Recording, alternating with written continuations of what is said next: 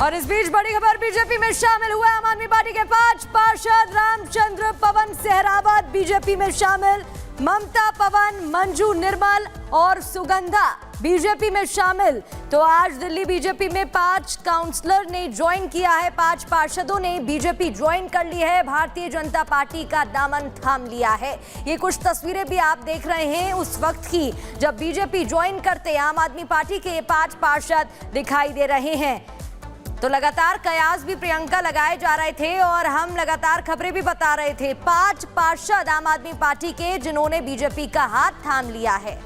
तो ये देखिए तस्वीरें आपको दिखा रहे हैं, उन 5 पार्षदों के नाम बता देते हैं। रामचंद्र, पवन सहरावत बीजेपी में शामिल हुए, ममता, पवन, मंजू निर्मल, सुगंधा बिधूड़ी, ये वो नाम है जो आम आदमी पार्टी के पार्षद अब बीजेपी के हो चुके हैं, बीजेपी का दामन थाम चुके हैं।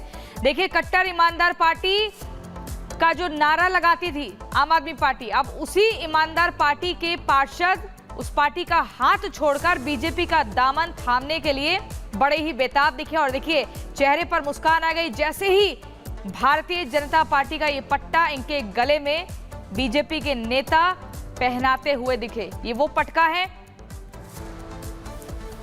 लोमस हमारे साथ जुड़ गए हैं, लोमस हमारे संवाददाता। लोमस, 5 आम आदमी पार्टी के पार्षद अब बीजेपी के हो चुके हैं, कट्टर ईमानदार पार्टी जिसको कहा जाता था। आखिर क्या मजबूरी रही जो बीजेपी में आए, लेकिन कुछ बातचीत हुई, किस तरह की प्रतिक्रियाएं सामने आ रही हैं?